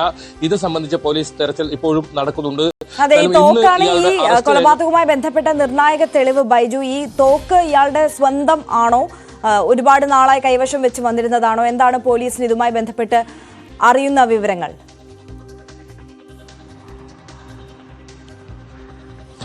തീർച്ചയായും ആര്യ, ഇയാള് ഈ കാട്ടുപന്നി ശല്യത്തെ പ്രതിരോധിക്കാനുള്ള റെസ്ക്യൂ ടീമിലെ ഒരു അംഗം കൂടിയായിരുന്നു. ഇയാൾക്ക് സ്വന്തമായി ഈ തോക്ക് ലൈസൻസ് ഒക്കെ ഉണ്ട് എന്ന് തന്നെയാണ് പോലീസ് നൽകുന്ന വിവരം. ആ തോക്ക് ഉപയോഗിച്ചാണ് ഈ വെടി വെച്ച് കൊലപ്പെടുത്തിയത്. നെഞ്ചിൽ ആണ് ഈ രാധാകൃഷ്ണനെ വെടിയേറ്റത്. വലിയ തോതിൽ ആ സമയത്ത് ചോരയിൽ കുളിച്ച് കിടക്കുന്നത് നാട്ടുകാരാണ് ആദ്യം കാണുന്നത്. പിന്നീട് ആശുപത്രിയിൽ എത്തിയതിനു ശേഷമാണ് ഇദ്ദേഹം മരണം സംഭവിക്കുന്നതും. എന്തായാലും ഇത് സംബന്ധിച്ച് പോലീസിന്റെ അന്വേഷണം നടക്കുന്നുണ്ട്. ലൈസൻസ് ഉള്ള തോക്ക് ഇയാൾക്കുണ്ട് എന്ന കാര്യം പോലീസ് പറയുന്നുണ്ട്. ആ ഫോട്ടോ ഫേസ്ബുക്ക് പോസ്റ്റ് നോക്കിയാൽ നമുക്ക് മനസ്സിലാകും. അതേ തോക്ക് പിടിച്ചിട്ടുള്ള ഒരു ഫോട്ടോ ആണ് ഇയാൾ ഏറ്റവും ഒടുവിലായി ഈ കൊലപാതകം നടത്തിന് തൊട്ട് മുന്നേ പോസ്റ്റ് ചെയ്തിരുന്നത്. ഇയാൾ ഇവരുടെ കുടുംബപരമായും അടുത്ത സുഹൃത്തു കൂടിയായിരുന്നു നേരത്തെയൊക്കെ. അതിനിടയിൽ ഉയർന്ന ചില പ്രശ്നങ്ങൾ, ആ പ്രശ്നത്തെ തുടർന്നുണ്ടായ വ്യക്തിവൈരാഗ്യം, ഇത് തന്നെയാണ് ഈ കൊലപാതകത്തിലേക്ക് നയിച്ചത്. കൊലപാതകം നടത്തണമെന്ന ഉദ്ദേശത്തോടു കൂടി തന്നെയാണ് ഇയാൾ ഇവിടെ എത്തിയതെന്നും പറയുന്നുണ്ട്. ഇന്നലെ 6:30 കൂടിയാണ് ഇത്തരത്തിൽ കൈതപ്പുറത്തെ നിർമ്മാണം നടക്കുന്ന രാധാകൃഷ്ണന്റെ വീട്ടിൽ വെച്ച് ഇത്തരത്തിൽ വെടിവെച്ച് കൊലപ്പെടുത്തുന്ന സാഹചര്യം ഉണ്ടായത്. ഇതിനുശേഷം ഇയാൾ ഇതിന്റെ വീടിന്റെ അകത്ത് തന്നെ മുറിയിൽ ഒളിച്ച് നിൽക്കുകയായിരുന്നു. പോലീസ് എത്തി പരിശോധന നടത്തുമ്പോഴാണ് ഇയാളെ അവിടുന്ന് പിടികൂടുന്നതും. അപ്പോൾ തന്നെ ഇയാൾ താനെല്ലാം പറയാമെന്നായിരുന്നു പോലീസിനോടും വ്യക്തമാക്കിയിരുന്നത്. മദ്യലഹരിയിലായതുകൊണ്ട് തന്നെ പോലീസിന് വലിയ ചോദ്യം ചെയ്യൽ ഇന്നലെ സാധിച്ചിട്ടില്ല. ഇന്ന് ഇപ്പോൾ ചോദ്യം ചെയ്യൽ തുടരുകയാണ്. ഏതായാലും ഇന്ന് ഇയാളുടെ അറസ്റ്റ് രേഖപ്പെടുത്തുമെന്ന് തന്നെയാണ് പോലീസ് നൽകുന്ന വിവരം. ആര്യ, തീർച്ചയായും KV ബൈജു ആണ് വിശദാംശങ്ങൾ നൽകിയത്. എന്തായാലും ആ തോക്ക് കണ്ടെത്തുക എന്നുള്ളത് തന്നെയാണ് പോലീസിനെ സംബന്ധിച്ച് ഏറെ നിർണായകം. അതോടൊപ്പം ഇന്ന് പോസ്റ്റ്മോർട്ടം റിപ്പോർട്ട് കൂടി വരികയാണ്. അപ്പോൾ അതിൽ മരണകാരണമടക്കം വ്യക്തമായി അത് പോലീസിനൊരു തെളിവായി മാറും എന്നുള്ളതാണ്. എന്തായാലും ഈ കേസുമായി ബന്ധപ്പെട്ട സമഗ്രമായ അന്വേഷണം പുരോഗമിക്കുകയാണ്. BJP RSS പ്രവർത്തകൻ മുഴുപ്പിലങ്ങാട്ടെ എളമ്പിലായി സൂരജിനെ കൊലപ്പെടുത്തിയ കേസിൽ വിധി ഇന്ന്. ജില്ലാ sessions judge KT Nisar Ahammed വിധി പറയും. CPM പ്രവർത്തകനായ സൂരജ് BJPയിൽ ചേർന്നതിന്റെ വിരോധത്താൽ കൊലപ്പെടുത്തിയെന്നാണ് കേസ്. കൊലപാതകം, ഗൂഢാലോചന എന്നീ കുറ്റം ചുമത്തി 12 CPM പ്രവർത്തകർക്കെതിരെയാണ് കേസ്. കേസിൽ 28 സാക്ഷികളെ വിസ്തരിച്ചു. TP ചന്ദ്രശേഖരൻ കൊലക്കേസ് പ്രതി TK രജീഷ് നൽകിയ കുറ്റസമ്മതമൊഴി പ്രകാരം 2 പ്രതികളെ കേസിൽ ഉൾപ്പെടുത്തി. രജീഷ്, മനോരാജ് എന്നിവരെ പ്രതികളാക്കി അനുബന്ധ കുറ്റപത്രം നൽകി. 2010 കേസ് വിചാരണയ്ക്ക് പരിഗണിച്ചെങ്കിലും സാക്ഷി വിസ്താരം തുടങ്ങിയില്ല. പെരുമ്പാവൂർ കുറുപ്പമ്പടിയിൽ പ്രായപൂർത്തിയാകാത്ത സഹോദരിമാരെ പീഡിപ്പിച്ച പ്രതി അയ്യമ്പുഴ സ്വദേശി ധനേഷിനെ ഇന്ന് കോടതിയിൽ ഹാജരാക്കിയേക്കും.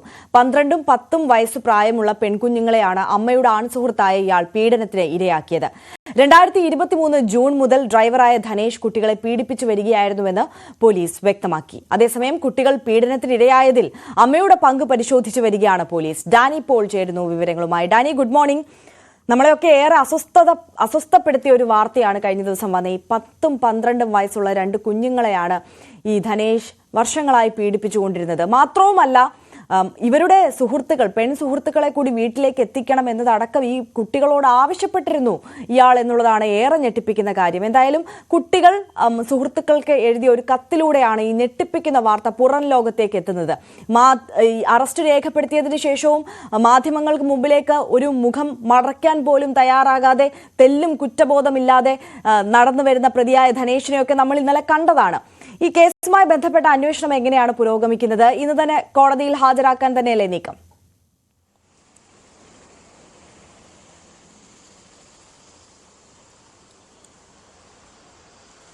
കേസിൽ പെൺകുട്ടികളുടെ മൊഴി മജിസ്ട്രേറ്റ് രേഖപ്പെടുത്തിയിട്ടുണ്ട്. ഈ മജിസ്ട്രേറ്റിന്റെ രേഖപ്പെടുത്തിയ മൊഴിയുടെ പകർപ്പ് അന്വേഷണ സംഘത്തിന് ലഭിക്കുന്ന മുറയ്ക്കാണ് ഇനി തുടർ നടപടികൾ മുന്നോട്ട് പോകുക.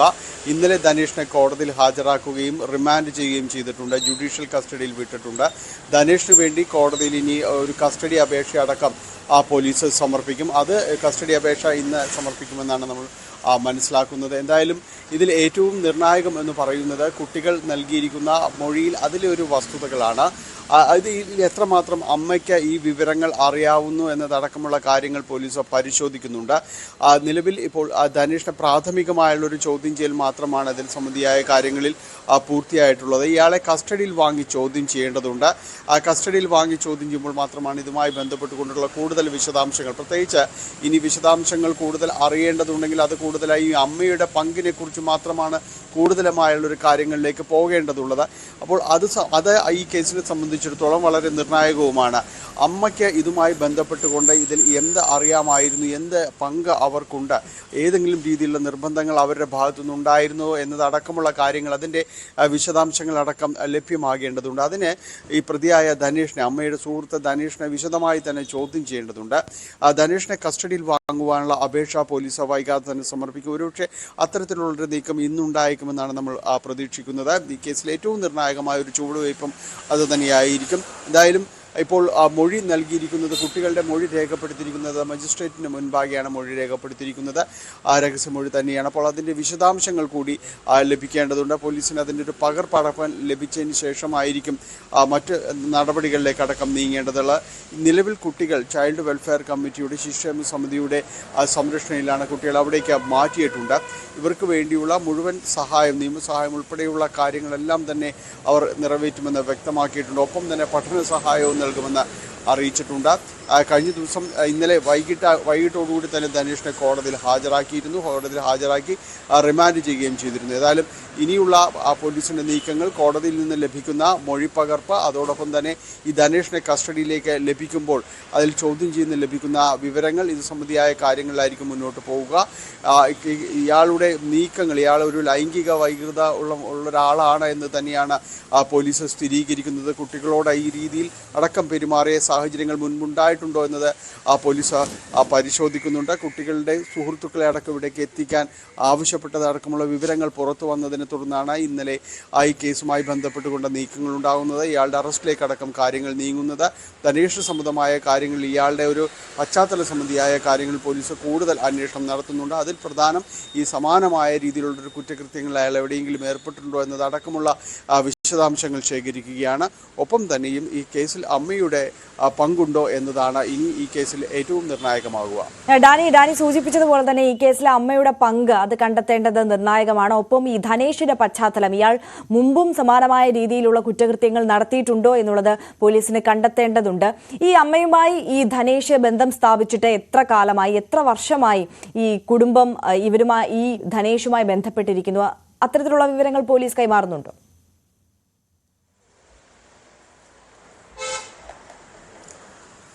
ധനേഷിനെ കഴിഞ്ഞ് കുറേ നാളുകളുമായി അമ്മയുമായിട്ട് ഒരു ബന്ധം പുലർത്തിയിരുന്നു എന്ന് തന്നെയാണ് പോലീസ് സ്ഥിരീകരിക്കുന്നത്. കഴിഞ്ഞ കുറച്ച് നാളുകളുമായിട്ട് ഇയാൾക്ക് ഒരു അടുപ്പമുള്ള ഒരു ഇടമായിരുന്നു അത്. ഇവരൊരു ലിവിങ് ടുഗദർ എന്ന രീതിയിലെല്ലാം തന്നെ അത്തരമൊരു കാഴ്ചപ്പാടിൽ മുന്നോട്ട് പോവുകയായിരുന്നു എന്നാണ് പോലീസിന് ലഭിക്കുന്ന വിവരങ്ങൾ. അത് ഈ പരിസരത്തുള്ളവർക്കും മറ്റു പലർക്കും തന്നെ അറിയാമായിരുന്ന ഒരു കാര്യങ്ങൾ തന്നെയാണ്. ഇങ്ങനെയാണ് ഈ കുട്ടികളുമായുള്ളൊരു അടുപ്പത്തിലേക്കടക്കം ഇയാൾ നീങ്ങുകയും ചെയ്യുന്നത്. ഈ കേസിൽ ഏറ്റവും നിർണായകമെന്ന് പറയുന്നത് ഇയാൾ കുട്ടികളോട് ഇടപെട്ട രീതി, അത് സംബന്ധിയായ കാര്യങ്ങളിൽ അമ്മയ്ക്ക് എന്താ പറയാനുണ്ട്, അവരുടെ ഏതെങ്കിലും രീതിയിൽ അവർക്ക് അറിയാമായിരുന്നു എന്നതാണ്. അത് കഴിഞ്ഞ് കുറേ നാളുകളായി ഇയാൾക്ക് ഇവരുമായുള്ളൊരു അടുപ്പം അത് ഏത് രീതിയിൽ മുന്നോട്ട് പോയിരുന്നു എന്നതിനെല്ലാം തന്നെ ആശ്രയിച്ച് തന്നെയാണ് ഇരിക്കുന്നത്. എന്തായാലും പോലീസ് അത്തരം കാര്യങ്ങളിൽ ഇയാളുടെ ഈ അമ്മയെക്കുറിച്ച് അറിയുക എന്നതിനേക്കാൾ പ്രധാനമാണ് ഈ ധനേഷിൻ്റെ ഒരു പശ്ചാത്തലം സംബന്ധിയായ കാര്യങ്ങൾ കുറെ കൂടി വിശദാംശങ്ങൾ തേടുക എന്നത്. കാരണം ഈ കുട്ടികളോടടക്കം ഈ രീതിയിൽ പെരുമാറിപ്പോകുന്ന ഒരാൾ ഇതൊരു ആദ്യ സംഭവമായിരിക്കില്ല എന്നാണ് അന്വേഷണ ഉദ്യോഗസ്ഥർ തന്നെ പറയുന്നത്. ഇതിനു മുൻപും ഇയാൾക്ക് ഈ രീതിയിലൊരു പശ്ചാത്തലം ഉണ്ടായിരിക്കാം. അതുമാത്രവുമല്ല, മറ്റു കുട്ടികൾ, ഈ കുട്ടികളുടെ തന്നെ മറ്റു സുഹൃത്തുക്കൾ, അവരെല്ലാം ഇതേ പ്രായത്തിൽ തന്നെ പെടുന്നവരാണ്, 10-12 വയസ്സിൽ തന്നെ പെടുന്നവരാണ്. അവരിലേക്ക് പോലും ഇങ്ങനെയൊരു താല്പര്യത്തോടുകൂടി ഇയാൾക്ക് പെരുമാറാൻ കഴിയുന്നു എങ്കിൽ നിശ്ചയമായും ഇയാൾക്ക് ഇതിനു മുൻപ് അത്തരമൊരു സാഹചര്യത്തിൽ ഉണ്ടായിരിക്കാം എന്ന് തന്നെയാണ് പോലീസ് കരുതുന്നത്.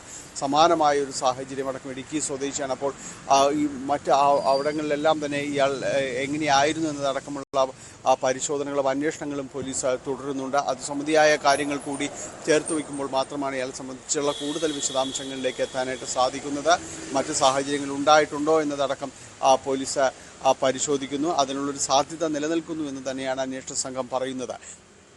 തീർച്ചയായും ഡാനി പോളാണ് വിശദാംശങ്ങൾ നൽകിയത്. എന്തായാലും ഈ വിഷയത്തിൽ, ഈ കേസിൽ അമ്മയുടെ പങ്ക് അത് അന്വേഷിച്ച് കണ്ടെത്തേണ്ടതുണ്ട്, ഏറെ നിർണായകമാണ്. ഒപ്പം ഈ ധനേഷ് എന്ന പ്രതി സമാനമായ രീതിയിൽ മുമ്പും കുറ്റകൃത്യത്തിൽ ഏർപ്പെട്ടിട്ടുണ്ടോ എന്നുള്ളതടക്കം പോലീസ് അന്വേഷിക്കുകയാണ്. പശ്ചാത്തലമടക്കം പോലീസ് തിരയുകയാണ്. എന്തായാലും ഇന്ന് കോടതിയിൽ ഹാജരാക്കിയേക്കും പ്രതിയെ എന്നുള്ളതാണ് മനസ്സിലാക്കാൻ കഴിയുന്നത്. കുട്ടികളുടെ രഹസ്യമൊഴി രേഖപ്പെടുത്തിയിട്ടുണ്ട്.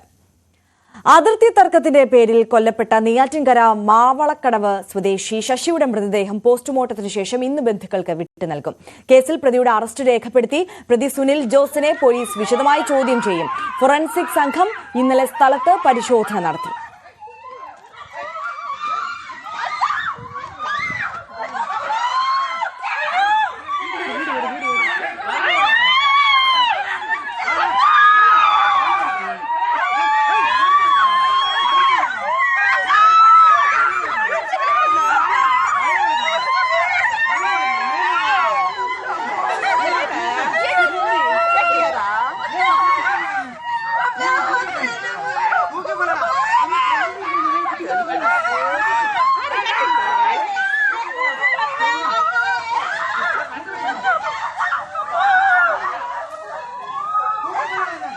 അരുൺ മോഹൻ ചേരുന്നു നെയ്യാറ്റിൻകരയിൽ നിന്ന് കൂടുതൽ വിവരങ്ങളുമായി. അരുൺ, മനസ്സിനെ മരവിപ്പിക്കുന്ന ദൃശ്യങ്ങളാണ് നമ്മൾ പ്രേക്ഷകരിലേക്കും ഇപ്പോൾ എത്തിച്ചുകൊണ്ടിരിക്കുന്നത്. ഈ സംഭവ സമയം, ആ ഒരു കൊലപാതകം നടന്ന സമയത്തെ ദൃശ്യങ്ങളാണ് ഇത്. എന്തായാലും ഈ ദൃശ്യങ്ങൾ ഈ കേസുമായി ബന്ധപ്പെട്ട് ഏറെ നിർണായകമാകും എന്നത് തീർച്ചയാണ്.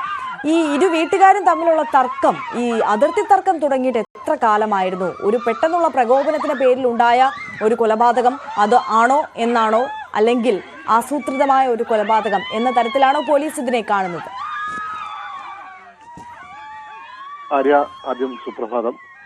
ഒപ്പം വളരെ വളരെ ദുഃഖകരമായൊരു വിഷയം തന്നെയാണ് നമുക്ക് നെയ്യാറ്റിൽ നിന്ന് രാവിലെ പങ്കുവയ്ക്കാനുള്ളത്. കാരണം ഇന്നലെയാണ് ഈ സംഭവം നടന്നത്. ഇന്നലെ വൈകിട്ട് ോടുകൂടിയായിരുന്നു ഈ ഒരു സംഭവം ഇറങ്ങിയിരുന്നത്. നമുക്ക് മനസ്സിലാക്കാൻ കഴിയുന്നതനുസരിച്ച് മാവിളക്കടവ് സ്വദേശിയായ ശശി എന്ന 70-കാരനാണ് കുത്തേറ്റ് അയൽവാസിയായ സുനിൽ ജോസിന്റെ കുത്തേറ്റം മരിച്ചത്. ആ ദൃശ്യങ്ങളാണ് നമ്മളിപ്പോൾ കണ്ടുകൊണ്ടിരുന്നത്. സംഭവം നമുക്കറിയാൻ കഴിയുന്നത്, ഈ പറയുന്ന ശശിയുടെ മൂത്ത മകളുടെ വീടിന് സമീപത്താണ് ഈ സുനിൽ എന്ന് പറയുന്ന ആൾ താമസിക്കുന്നത്, കുടുംബസമേതം താമസിക്കുന്നത്.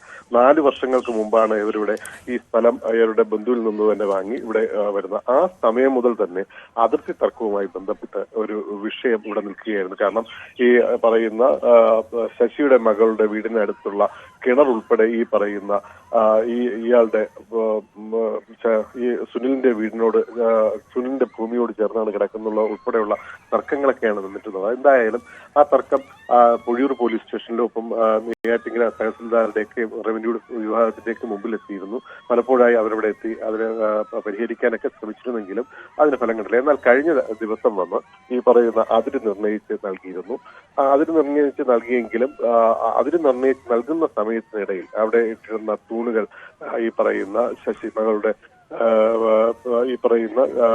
ഭൂമിയിലിട്ട തൂണിനെ മാറ്റി സ്ഥാപിക്കുകയായിരുന്നു, വേലിക്കല്ലിനെ മാറ്റി സ്ഥാപിക്കുകയായിരുന്നു. മാറ്റാൻ ശ്രമിക്കുന്നതിനിടയിലായിരുന്നു പ്രകോപിതനായ ഈ പറയുന്ന സുനിൽ വന്ന ഈ ശശിയെ കുത്തുന്നത്. കുത്തേറ്റ തുടർന്ന് തന്നെ അദ്ദേഹം വീഴുകയായിരുന്നു. ഗുരുതരമായ പരിക്കായിരുന്നു അപ്പോഴേറ്റത്. തുടർന്ന് നെയ്യാറ്റിൻകര ആശുപത്രിയിൽ എത്തിച്ചെങ്കിലും ജീവൻ രക്ഷിക്കാൻ കഴിഞ്ഞില്ല. മരണം സ്ഥിരീകരിക്കുകയാണ് ചെയ്തത്. ഇപ്പോൾ നെയ്യാറ്റിൻകര മോർച്ചറിയിൽ എത്തിച്ച ശേഷം തിരുവനന്തപുരം മെഡിക്കൽ കോളേജിലേക്ക് മാറ്റും. അവിടെ പോസ്റ്റ്മോർട്ടം നടപടികൾക്ക് ശേഷമായിരിക്കും ബന്ധുക്കൾക്ക് വിട്ടു നൽകുക. അതേസമയം ഇന്നലെ തന്നെ സുനിലിനെ പൊഴിയൂർ പോലീസ് കസ്റ്റഡിയിലെടുത്തിരുന്നു. അദ്ദേഹത്തിന്റെ അറസ്റ്റും രാത്രിയോട് രേഖപ്പെടുത്തിയതാണ് പോലീസ് പറയുന്നത്. ഫോറൻസിക് സംഘം ഉൾപ്പെടെയുള്ള ഒരു സ്ഥലത്തെത്തി പരിശോധന നടത്തി. എന്തായാലും ഈ പറയുന്നത് അതിർത്തി തർക്കമാണ്. വസ്തു സംബന്ധമായ ഒരു വിഷയം ഈ കുടുംബവുമായി ബന്ധപ്പെട്ട് പരസ്പരമായി ഉണ്ടായിരുന്നു കാലങ്ങളായി. ഇയാളൊരു ഓട്ടോറിക്ഷ തൊഴിലാളിയാണ്. ഈ പറയുന്ന ഗൾഫിൽ നിന്ന് മടങ്ങിയെത്തിയ ശേഷം വസ്തു വാങ്ങി ഒപ്പം ഓട്ടോറിക്ഷ തൊഴിലാളിയായി ജീവിച്ചു വരികയായിരുന്നു. എന്നിരുന്നാലും ഈ പറയുന്ന അതിർത്തി തർക്കമായിരുന്നു ഈ പ്രശ്നങ്ങൾക്കൊക്കെ എത്തി എന്നാണ് അറിയാൻ കഴിയുന്നത്. ആര്യ, തീർച്ചയായും അരുൺ മോഹനാണ് നെയ്യാറ്റിൻകരയിൽ നിന്ന് വിവരങ്ങൾ നൽകിയത്. എന്തായാലും ഫോറൻസിക് സംഘം ഇന്നലെ സ്ഥലത്ത് പരിശോധന നടത്തിയിരുന്നു. ഇന്ന് പ്രതിയെ വിശദമായി ചോദ്യം ചെയ്യും. പോസ്റ്റ്മോർട്ടം നടപടികൾ പൂർത്തീകരിച്ച് കൊല്ലപ്പെട്ട ശശിയുടെ മൃതദേഹം ഇന്ന് ബന്ധുക്കൾക്ക് വിട്ടു നൽകും. പ്രൊഡ്യൂസേഴ്സ് അസോസിയേഷൻ നൽകിയ പരാതിയിൽ നടൻ ജയൻ ചേർത്തലയ്ക്ക് നിയമസഹായം നൽകാൻ താരസംഘടനയായ അമ്മ. ജയൻ ചേർത്തലയുടെ പരാമർശം വ്യക്തിപരമല്ലെന്നാണ് അമ്മയുടെ നിലപാട്.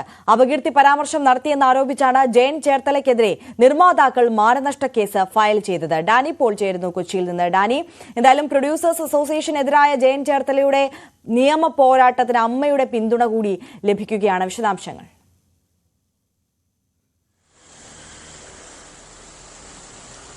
കഴിഞ്ഞ ദിവസമാണ് പ്രൊഡ്യൂസേഴ്സ് അസോസിയേഷൻ ഇങ്ങനെ എറണാകുളം ചീഫ് ജുഡീഷ്യൽ മജിസ്ട്രേറ്റ് കോടതിയെ സമീപിക്കുന്നത്. അപകീർത്തിപരമായ പരാമർശം ജയൻ ചേർത്തല സംഘടനയ്ക്കെതിരെ നടത്തിയെന്നാണ്. അത് ഈ സംഘടന ഈ താരസംഘടനയിൽ നിന്ന് പണം വാങ്ങുന്നു എന്നതടക്കമുള്ള കാര്യങ്ങളുടെ ഷോയുമായി ബന്ധപ്പെട്ടുള്ള കാര്യങ്ങളിലാണ് അത്തരമൊരു പരാമർശം നടത്തിയത്. ഇത് തങ്ങൾക്ക് അപകീർത്തിപരമാണ് എന്നത് ചൂണ്ടിക്കാണിച്ചുകൊണ്ടാണ് അവർ ആ പരാതി സമർപ്പിക്കുകയും ചെയ്തത്. അതിൽ നേരത്തെ അവർ നൽകിയിരുന്ന ഒരു മുന്നറിയിപ്പ് ഈ കാര്യത്തിൽ നൽകിയിരുന്നു. അതായത് ഈ പരാമർശം പിൻവലിച്ചുകൊണ്ട് മാപ്പ് പറയാനായിട്ട് നടൻ ജയൻ ചേർത്തല തയ്യാറാകണമെന്നതായിരുന്നു അവർ താരസംഘടനയുടെ ഭാരവാഹിത്വങ്ങളിൽ നേരത്തെ ഉൾപ്പെട്ടിരുന്നു. ഇപ്പോൾ താരസംഘടന ഒരു അഡ്ഹോക് കമ്മിറ്റി പ്രകാരം മുന്നോട്ട് പോവുകയാണ്. അപ്പോൾ ഈ ജയൻ ചേർത്തലയോട് ആവശ്യപ്പെടുകയും ചെയ്യുന്നു. ഇത്തരം പരാമർശങ്ങൾ ഇത് ഉചിതമായതല്ല, ഇത് ഈ പിൻവലിക്കേണ്ടതാണ് എന്നതടക്കമുള്ള കാര്യങ്ങൾ ആവശ്യപ്പെട്ടിരുന്നു. അതൊരു ചാനൽ ഷോയുമായി ബന്ധപ്പെട്ടുള്ള ചില ഷോയുടെ കാര്യങ്ങളുമായി ബന്ധപ്പെട്ട് നടത്തിയ പരാമർശങ്ങളാണ്. ഇതിൽ പ്രൊഡ്യൂസേഴ്സ് അസോസിയേഷൻ പണം വാങ്ങിയിട്ടുണ്ട് താരസംഘടനയിൽ നിന്നാണ് സൂചിപ്പിച്ചിരുന്നത്. അപ്പോൾ ഇത് പിൻവലിക്കണമെന്നതാണ് ആവശ്യപ്പെട്ടിരിക്കുന്നത്. അതിനൊരു സമയം നൽകിയിരുന്നു. എന്നാൽ ജയൻ ചേർത്തല അത്തരം ഒരു നടപടികളിലേക്ക് പോകാതെ ഈ പരാമർശം പിൻവലിക്കാതെ തന്നെ മുന്നോട്ട് പോവുകയായിരുന്നു. ഇത് ചൂണ്ടിക്കാണിച്ചുകൊണ്ടാണ് ഇപ്പോൾ കഴിഞ്ഞ ദിവസങ്ങളിൽ അവർ കോടതിയെ സമീപിക്കുകയും പരാമർശം പിൻവലിച്ചിട്ടില്ല, ഇത് തങ്ങൾക്ക് അപകീർത്തിപരമാണ്, ഇത് തങ്ങൾ ആവശ്യപ്പെടുകയും ചെയ്തതാണ്, അതുകൊണ്ട് തന്നെ ഇപ്പോൾ നടപടികളിലേക്ക് പോകാൻ ഇതിനെതിരെ ഈ നിയമ നടപടികളിലേക്ക് നീങ്ങുന്നെന്ന് കാണിച്ചുകൊണ്ട് കോടതിയെ സമീപിക്കുകയും ചെയ്തത്. അതിനാണിപ്പോൾ ഒരു മറുപടി എന്നോണം ഈ താരസംഘടനയിൽ നിന്ന് തന്നെ ഒരു പിന്തുണ ജയൻ ചേർത്തലയ്ക്ക് വന്നിരിക്കുന്നത്. ഇത് വ്യക്തിപരമായ ഒരു പരാമർശമല്ല ജയൻ ചേർത്തല നടത്തിയിരിക്കുന്നത്, സംഘടനാപരമായ കാര്യങ്ങൾ തന്നെയാണ് ഉന്നയിക്കപ്പെട്ടിരിക്കുന്നത്. അതുകൊണ്ട് സാധ്യമായ നിയമസഹായം അടക്കം ജയൻ ചേർത്തലയ്ക്ക് നൽകുമെന്ന് തന്നെയാണ് സംഘടന വ്യക്തമാക്കുകയും ചെയ്യുന്നത്. ഒരർത്ഥത്തിൽ ഒരു നിർമ്മാതാക്കളുടെ സംഘടനയുമായിട്ട് തന്നെ മറ്റൊരു അർത്ഥത്തിൽ ഈ താരസംഘടന വീണ്ടും അവരുടെ ഒരു വഴക്ക് ശൈലിയിലേക്ക് നീങ്ങുന്നു എന്ന് നമുക്ക് സൂചിപ്പിക്കാനായിട്ട് സാധിക്കും. കാരണം ഇത് സംഘടനകൾ തമ്മിലാണ് എന്ന രീതിയിൽ തന്നെയാണ് വ്യക്തമാക്കുകയും ചെയ്യുന്നത്. നേരത്തെ ഈ നിർമ്മാതാക്കളുടെ സംഘടനയും താരസംഘടനയും തമ്മിൽ ചില അസ്വാരസ്യങ്ങൾ പല സംബന്ധിയായ കാര്യങ്ങളിൽ തന്നെ നിലനിന്നിരുന്നു. ഇത് പ്രതിഫല തർക്കം അടക്കമുള്ള കാര്യങ്ങൾ ചില വിഷയങ്ങളിൽ നിന്നിരുന്നു. അത് ഒന്ന് പറഞ്ഞ് അവസാനിച്ച് മുന്നോട്ട് പോകുന്നതിനിടെയാണ് ഇപ്പോൾ ഒരു പുതിയ വിഷയം ഉണ്ടായിരിക്കുന്നത്. എന്തായാലും ഇത് ഏത് രീതിയിൽ പരിഹരിക്കപ്പെടും എന്നതാണ് നമ്മൾ നോക്കുന്നത്. ഇതിൽ ഇപ്പോൾ നിർമ്മാതാക്കൾ കോടതിയെ സമീപിച്ചിരിക്കുന്ന ഒരു സാഹചര്യമാണുള്ളത്. അങ്ങനെ അവർ ആ വഴിക്ക് മുന്നോട്ട് പോവുകയാണെങ്കിൽ അതിന് ജയൻ ചേർത്തലയ്ക്ക് എല്ലാവിധ നിയമസഹായം നൽകുമെന്നാണ് അമ്മയുടെ ഭാഗത്തു നിന്ന് വ്യക്തമാക്കുന്നത്. എന്തായാലും ഇതിൽ കൂടുതൽ പ്രതികരണങ്ങൾ ഒരുപക്ഷെ ഈ വിഷയത്തിൽ വൈകാതെ ഉണ്ടായേക്കും. തീർച്ചയായും ഡാനി പോളാണ് വിവരങ്ങൾ നൽകിയത്. എന്തായാലും ഡാനി സൂചിപ്പിച്ചതുപോലെ തന്നെ വ്യക്തിക്കപ്പുറം ഇത് പ്രൊഡ്യൂസേഴ്സ് അസോസിയേഷനും താരങ്ങളുടെ സംഘടനയായ അമ്മയും തമ്മിലുള്ള ഒരു തർക്കത്തിലേക്ക് പോകുന്ന സാഹചര്യത്തിലേക്ക് കാര്യങ്ങൾ നീങ്ങുകയാണ് എന്നുള്ളതാണ്. ഇനി നമ്മൾ പോകുന്നത് ആലപ്പുഴയിൽ നിന്നുള്ളൊരു വാർത്തയിലേക്കാണ്. പക്ഷേ ഈ വാർത്ത നമ്മളെ എല്ലാവരെയും ലജ്ജിപ്പിക്കും എന്നുള്ളതാണ്. ആലപ്പുഴ കളക്ടറേറ്റിൽ ഐത്താചരണം നടക്കുന്നുവെന്ന് ആരോപിച്ച് മുഖ്യമന്ത്രിക്ക് പരാതി നൽകി ജീവനക്കാരന്റെ ഭാര്യ. കളക്ടറേറ്റ് കൺട്രോൾ റൂമിൽ വർഷങ്ങളായി ജോലി ചെയ്തിരുന്ന പട്ടികജാതി വിഭാഗക്കാരായ 2 ജീവനക്കാരോട് കഴിഞ്ഞ ജനുവരി മുതൽ പാർട്ട് ടൈം സ്വീപ്പർമാരോടൊപ്പം ഒപ്പ് രേഖപ്പെടുത്തിയാൽ മതിയെന്ന് ഹുസൂർ ശിരസ്തദാർ നിർദ്ദേശിച്ചെന്നാണ് പരാതി. സംഭവത്തിൽ ആലപ്പുഴ സബ് കളക്ടർ അന്വേഷണം ആരംഭിച്ചിട്ടുണ്ട്. ആലപ്പുഴ കളക്ടറേറ്റിൽ കൺട്രോൾ റൂമിൽ 2007 മുതൽ ഓഫീസ് അസിസ്റ്റന്റായി ജോലി ചെയ്തിരുന്ന ടി രഞ്ജിത്തിന്റെ ഭാര്യയാണ് മുഖ്യമന്ത്രിക്ക് പരാതി നൽകിയത്. ഡിസംബർ വരെ രഞ്ജിത്തും ഒപ്പം ചൌക്കിദാർ തസ്തികയിൽ ജോലി ചെയ്തിരുന്ന ആളും ഒപ്പിട്ടിരുന്നത് അതേ വിഭാഗത്തിൽ ജോലി ചെയ്തിരുന്ന മറ്റ് ജീവനക്കാർ ഒപ്പിട്ടിരുന്ന ഹാജർ പുസ്തകത്തിലായിരുന്നുവെന്നാണ് പരാതി. പിന്നീട് ഇത് മാറ്റപ്പെട്ടെന്നും പരാതിക്കാരി വ്യക്തമാക്കുന്നു. പ്രവർത്തന മികവിന് 3 തവണ ഗുഡ് സർവീസ് എൻട്രി അടക്കം നേടിയ ആളാണ് രഞ്ജിത്ത്. അപ്പോൾ ഇതിൻ്റെതാണ് ഹാജർ പുസ്തകം. ഇതാണ് 2025 സാർജന്റ് ചൌക്കിദാർ PTS. ഇതെല്ലാം PTSന്റെ പേരാണ് കൊടുത്തിരിക്കുന്നത്. ആ രജിസ്റ്റർ നിങ്ങൾ കണ്ടുകൊണ്ടിരിക്കുക. ആ രജിസ്റ്റർ തന്നെയാണ് എഴുതിയേക്കുന്നത്. എൻ്റെ പേര് എഴുതിയേക്കുന്നത് രഞ്ജിത്ത് ടി ചൌക്കിദാർ രഘുനാഥൻ ചൌക്കിദാർ 2 പേരുടെയും പേര് എഴുതിയിരിക്കുകയാണ്. എൻ്റെ മുകളിൽ എഴുതിയിരിക്കുന്നത് സജീവ് സർജൻ്റാണ്. അതെന്തിനാണ് ഇതിനകത്ത് എഴുതിയിരിക്കുന്നത് എനിക്കറിയില്ല. പുതിയ ശിരസ്ദാർ വന്നപ്പോൾ പാർട്ട് ടൈം സ്വീപ്പർമാരുടെ രജിസ്റ്ററിൽ ഒപ്പിടാൻ നിർദ്ദേശിക്കുകയായിരുന്നു. ഇത് ഏത് വ്യവസ്ഥ പ്രകാരമാണെന്ന് ചോദ്യം ചെയ്തപ്പോൾ തന്റെ ഭർത്താവിനും പട്ടികജാതി വിഭാഗക്കാരനായ ചൌക്കിദാറിനും ഒപ്പിടാൻ പ്രത്യേകം ഹാജർ പുസ്തകം നൽകുകയായിരുന്നുവെന്നും ജീവനക്കാരന്റെ ഭാര്യ പറയുന്നു. പരാതിയെ സംബന്ധിച്ച് അന്വേഷണം നടക്കുകയാണെന്ന് ജില്ലാ കളക്ടറും സ്ഥിരീകരിച്ചു. ഈ കാലയളവിൽ ഇടയിൽ ഇത്രയും മാനസികമായിട്ട് ബുദ്ധിമുട്ടുണ്ടായ ഒരു ദിവസം ഉണ്ടായിട്ടില്ല. വളരെയധികം മാനസിക ബുദ്ധിമുട്ടുണ്ടാക്കുന്നൊരു കാര്യമാണിത്. കാരണം PTSൻ്റെ കൂടെ ജോലി ചെയ്യുക എന്നുള്ളതല്ല, ഓരോ കാറ്റഗറി അനുസരിച്ചിട്ടാണ് സെക്ഷൻ ബേസിലാണ് കൃത്യമായിട്ട് അറ്റൻഡൻസ് രജിസ്റ്റർ സൂക്ഷിക്കേണ്ടത്. അങ്ങനെ സൂക്ഷിക്കേണ്ടതിന് പകരം എന്നെ അപമാനിക്കാൻ വേണ്ടിയിട്ടാണ് രാവിലെ തൂക്കാനെത്തുന്ന സ്ത്രീകളുടെ അമ്മമാരുടെ, എൻ്റെ അമ്മയുടെ പ്രായമൊക്കെ ഉള്ളവരാണ്. 70-60 വയസ്സിന് മുകളിലുള്ളവരാണ്. സംഭവത്തിൽ സംസ്ഥാന പട്ടികജാതി കമ്മീഷനും റിപ്പോർട്ട് ആവശ്യപ്പെട്ടിട്ടുണ്ട്. പരാതിക്കാരുടെയും ഹുസൂർ ശിരസ്ദാറിന്റെയും മൊഴി രേഖപ്പെടുത്തിയിരുന്നുവെങ്കിലും മൊഴിയെടുത്ത സീക്രട്ട് സെക്ഷനിലെ ഉദ്യോഗസ്ഥൻ ആരോപണ വിധേയനായ ഹുസൂർ ശിരസ്ദാറിന്റെ കീഴിൽ ജീവനക്കാരനാണെന്നതിനാൽ അന്വേഷണം നീതിപൂർവമാകില്ലെന്നാണ് പരാതിക്കാർ ആരോപിക്കുന്നത്. ന്യൂസ് 18 ആലപ്പുഴ. ഇന്നത്തെ കാലത്ത് നമ്മുടെ നാട്ടിൽ ഇപ്പോഴും ജാതിയുടെ പേരിലൊക്കെ ആളുകളെ ഇങ്ങനെ വേർതിരിച്ച് കാണുന്ന സമ്പ്രദായം ഉണ്ട് എന്ന് കേൾക്കുമ്പോൾ അത് വല്ലാത്ത ലജ്ജാകരമാണ്, ലജ്ജാവഹമാണ്. അതും ഈ സർക്കാർ ഉദ്യോഗസ്ഥരുടെ മേഖലയിൽ ആ ഒരു തലത്തിൽ തന്നെ ഇതൊക്കെ നടക്കുന്നു എന്ന് പറയുമ്പോൾ എല്ലാവർക്കും മാതൃകയാകേണ്ട ഉദ്യോഗസ്ഥരൊക്കെയാണ് ഇങ്ങനെ പെരുമാറുന്നത് എന്നുള്ളതാണ് നമ്മളെയൊക്കെ അതിശയിപ്പിക്കുന്നത്. എന്തായാലും സബ് കളക്ടറുടെ അന്വേഷണം പുരോഗമിക്കട്ടെ. നമുക്ക് വരുന്ന ബുള്ളറ്റിനുകളിൽ ഈ വാർത്ത വിശദമായി പരിഗണിക്കാം. എറണാകുളം ജില്ലയിൽ ലഹരി മാഫിയയ്ക്കെതിരെ നടപടികൾ ശക്തമാക്കി SIസും പോലീസും. കഴിഞ്ഞ ദിവസം മാത്രമായി 10 കിലോ കഞ്ചാവാണ് പിടികൂടിയത്. ഇതര സംസ്ഥാനക്കാരാണ് എല്ലാ കേസിലും പ്രതികൾ. കളമശ്ശേരി പോളിടെക്നിക്കിലെ കഞ്ചാവ് വേട്ടയ്ക്ക് പിന്നാലെ പോലീസും എക്സൈസും കൊച്ചി നഗരവും പരിസര പ്രദേശങ്ങളും അരിച്ചുപെറുക്കുകയാണ്. പ്രതിദിന കേസുകളുടെ എണ്ണവും കൂടി. കഴിഞ്ഞ ദിവസം മാത്രം 3 കേസുകളിലായി 10 കിലോ കഞ്ചാവാണ് പിടികൂടിയത്. എല്ലാം വിദ്യാർത്ഥികളെ തന്നെ ലക്ഷ്യം വെച്ച് കൊണ്ടുവന്നതാണെന്ന് പിടിയിലായവർ പോലീസിനോട് പറഞ്ഞു. ബംഗാൾ, ഒഡീഷ, അസം സ്വദേശികളാണ് പിടിയിലായവരെല്ലാം. അതിനിടെ ആന്ധ്രയിൽ നിന്ന് കേരളത്തിലേക്ക് 66 കിലോ കഞ്ചാവ് കടത്തിയ കേസിൽ 2ാം പ്രതിയും പിടിയിലായി. 2 വർഷമായി ഒളിവിൽ കഴിഞ്ഞിരുന്ന ഗൂഡല്ലൂർ സ്വദേശി ജോമോനാണ് എക്സൈസ് ക്രൈംബ്രാഞ്ചിന്റെ പിടിയിലായത്. കേസിൽ 1ാം പ്രതി ജസ്റ്റിനെ നേരത്തെ പിടികൂടിയിരുന്നു. ഒളിയിൽ ഇരിക്കുന്ന സമയത്ത് തന്നെ ബാംഗ്ലൂരിൽ നിന്നും കഞ്ചാവ് കേരളത്തിലേക്ക് കടത്തുന്നതിനുള്ള ഒത്താശകൾ ചെയ്തു കൊടുക്കുകയും കൂടാതെ തോക്കിൻ്റെ കച്ചവടവും ചെയ്യാനുണ്ടായിരുന്നതായിട്ടാണ് രഹസ്യവിവരം ലഭിച്ചത്. നമുക്ക് ഈ കേസ് കിട്ടിയത് 2022 അതിനു മുമ്പ് തന്നെ ഈ ജോമോൻ ഓരോ ആൾക്കാരെ ഉപയോഗിച്ച് കേരളത്തിലേക്ക് കഞ്ചാവ് കടത്തുന്നുണ്ടെന്നാണ് ലഭിച്ചിട്ടുള്ള വിവരം.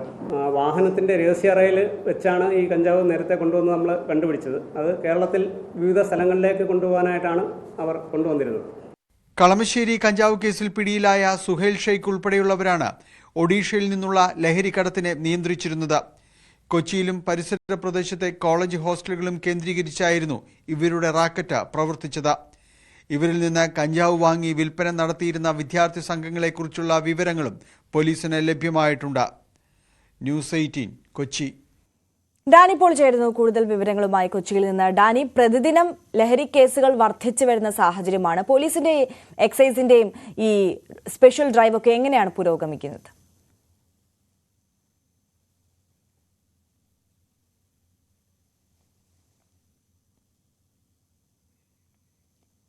യെസ്, ഡാനി പോളിലേക്ക് നമുക്ക് മടങ്ങിയെത്താം. അദ്ദേഹത്തിന്റെ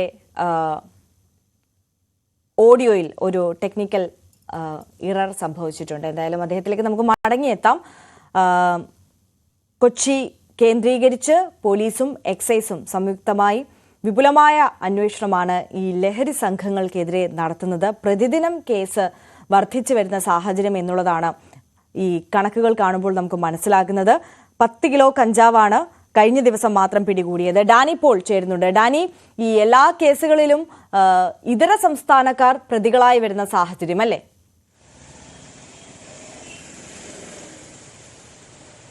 അങ്ങനെ തന്നെയാണ്. കഴിഞ്ഞ ദിവസങ്ങളിലായി നടത്തിയ പോലീസ് പരിശോധന, എക്സൈസ് പരിശോധനയിൽ കൂടുതൽ പ്രതികളായിട്ടുള്ളത് ഏതാണ്ട് 4 പേരോളം പ്രതികളായിട്ടുള്ളത് ഇതര സംസ്ഥാനക്കാർ തന്നെയാണ്. അതിൽ ഒഡീഷ, അസം സംസ്ഥാനത്തു നിന്നുള്ളവരാണ് കൂടുതലായിട്ട് തന്നെയുള്ളത്.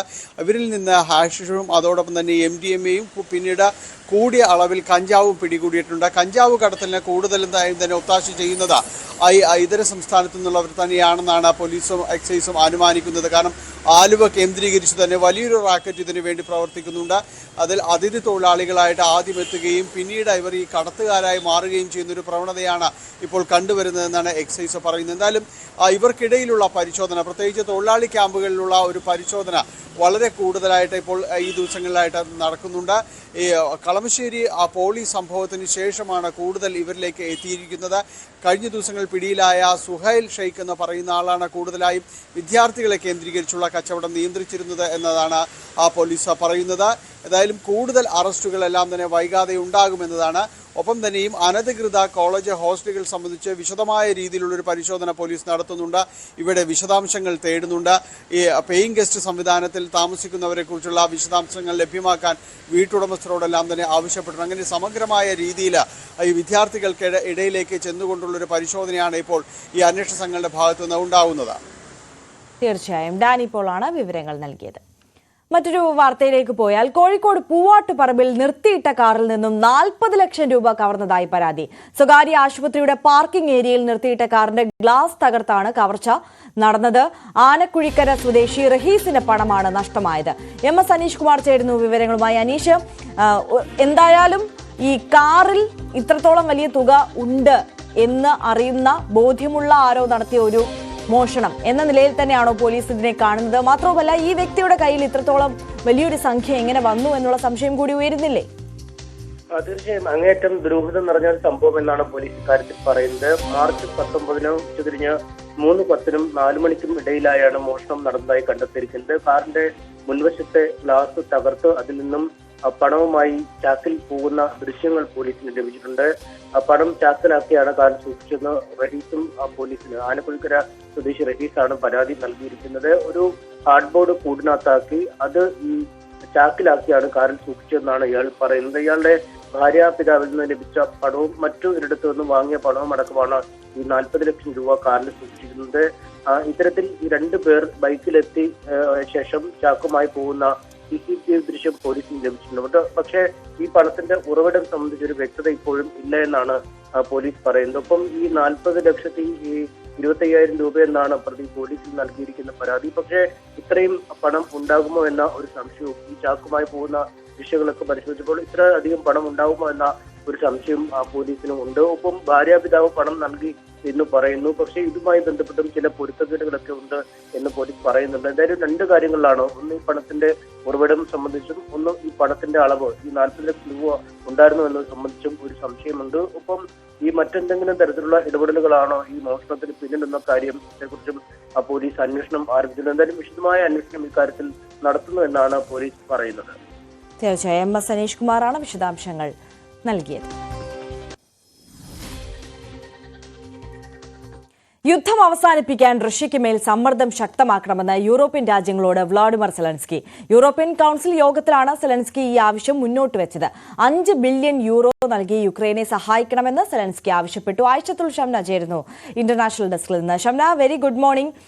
30 ദിവസത്തെ വെടിനിർത്തൽ താൽക്കാലികമായി നടപ്പാക്കണമെന്ന ട്രംപിന്റെ ആവശ്യം പോലും അംഗീകരിക്കാൻ പുടിൻ തയ്യാറാകാത്ത ഒരു സാഹചര്യമാണ്. അപ്പോഴാണ് യൂറോപ്യൻ രാജ്യങ്ങളുടെ സഹായം തേടുന്നത് സെലൻസ്കി. എന്ത് പ്രതീക്ഷിക്കണം നമ്മൾ?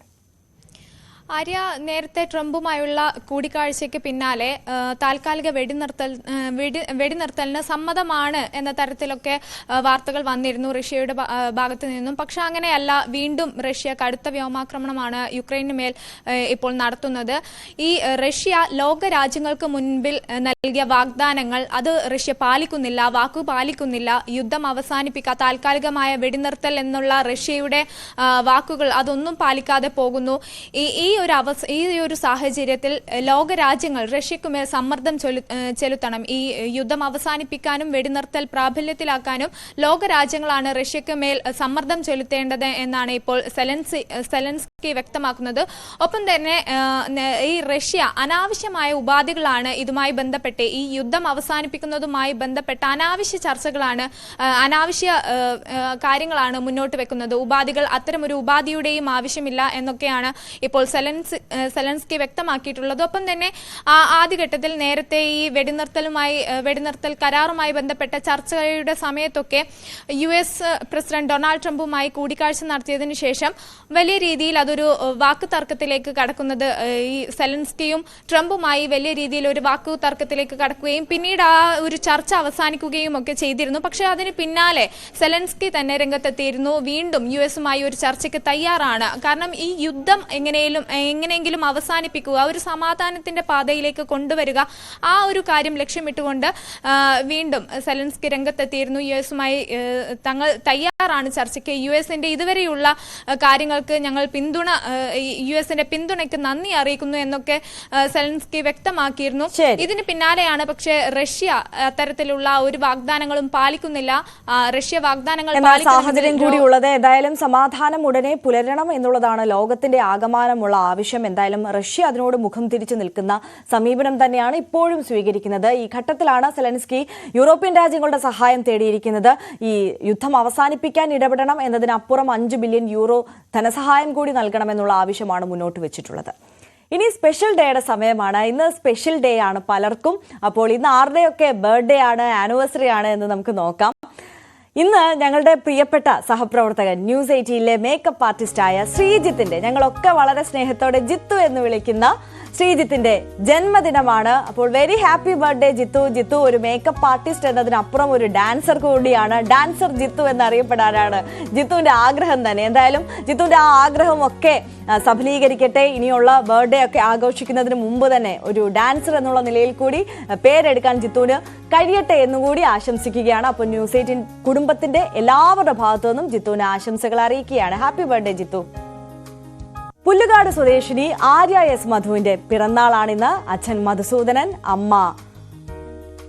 അമ്മയുമാണ് ആര്യയ്ക്ക് ആശംസകൾ അറിയിക്കുന്നത്. അപ്പോൾ very happy birthday Arya. News 18ന്റെ ഭാഗത്തു നിന്നും എല്ലാവിധ ആശംസകളും നേരുകയാണ് ആര്യയ്ക്ക്.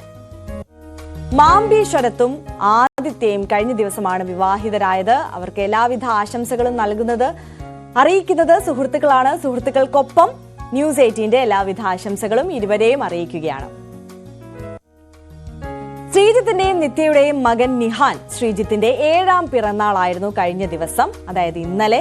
അപ്പോൾ സാന്താ മരിയ ഇംഗ്ലീഷ് മീഡിയം സ്കൂളിലെ 1ാം ക്ലാസ് വിദ്യാർത്ഥിയാണ്. അപ്പോൾ നിഹാന് എല്ലാവിധ ആശംസകളും നേരുന്നു ന്യൂസ് 18ന്റെ ഭാഗത്തു നിന്ന്. Very very happy birthday. News 18 കേരളത്തിന്റെ പ്രേക്ഷകരായ നിയാസിന്റെയും ഷഫ്നയുടെയും 5ാമത്തെ വിവാഹ വാർഷികമാണ് ഇന്ന്. ആയൂർ സ്വദേശികളായ ഇരുവർക്കും ആശംസകൾ നേരുകയാണ് ന്യൂസ് 18ന്റെ ഭാഗത്തു നിന്നും. അപ്പോൾ വെഡിങ് ആനിവേഴ്സറി ഒക്കെ രണ്ടുപേരും അടിച്ചു പൊളിക്കാം. ഇടയ്ക്കോട് സ്വദേശി സിബിന്റെ പിറന്നാളായിരുന്നു കഴിഞ്ഞ ദിവസം. ആശംസകൾ അറിയിക്കുന്നത് ഇടയ്ക്കോട് സ്റ്റാർ ബ്രദേഴ്സ് ആണ്.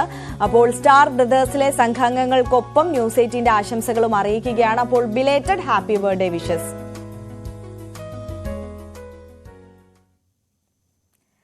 ഇനി ഒരു വാർത്തയിലേക്കാണ് നമ്മൾ പോകുന്നത്. നിയമസഭയിൽ പരസ്പരം കൊമ്പുകോർക്കുന്ന യുവ MLA-മാർ ക്രിക്കറ്റ് ഗ്രൗണ്ടിൽ ഒന്നിച്ചു. പത്രപ്രവർത്തക യൂണിയൻ ജില്ലാ കമ്മിറ്റി സംഘടിപ്പിച്ച സൗഹൃദ ക്രിക്കറ്റ് മത്സരത്തിലാണ് MLA-മാരുടെ സംഘം ഗ്രൗണ്ടിലിറങ്ങിയത്.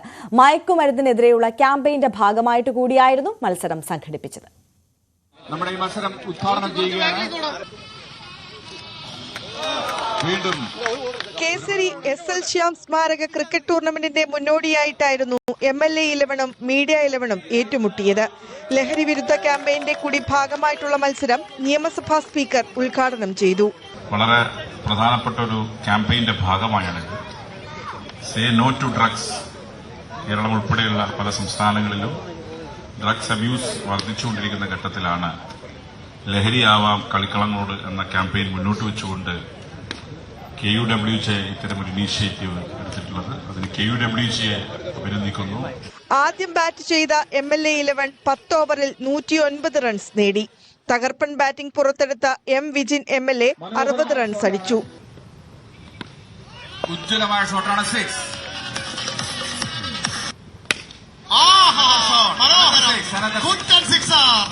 രാഹുൽ മാങ്കൂട്ടത്തിൽ MLA ആയിരുന്നു ബൌളിംഗ് കരുത്ത്. M. വിജിൻ MLA-യുടെ തകർപ്പൻ ക്യാച്ചും കയ്യടി നേടി. 3 പന്ത് ബാക്കി നിൽക്കെ മീഡിയ 11 വിജയിച്ചു. പത്രപ്രവർത്തക യൂണിയൻ ജില്ലാ കമ്മിറ്റിയായിരുന്നു സംഘാടകർ. ന്യൂസ് 18 തിരുവനന്തപുരം. സൗഹൃദത്തിന്റെ നല്ലൊരു കാഴ്ചയോടുകൂടി നമ്മുടെ രാവിലെ ഇവിടെ അവസാനിക്കുകയാണ്. ഇനി കുറ്റകൃത്യങ്ങളുടെ ലോകത്തിലെ വാർത്തകളാണ് നമ്മൾ നോക്കാൻ പോകുന്നത്. പോലീസ് പെട്രോൾ കാണാം. ടോം കുര്യാക്കോസ് ചേരും. നമസ്കാരം.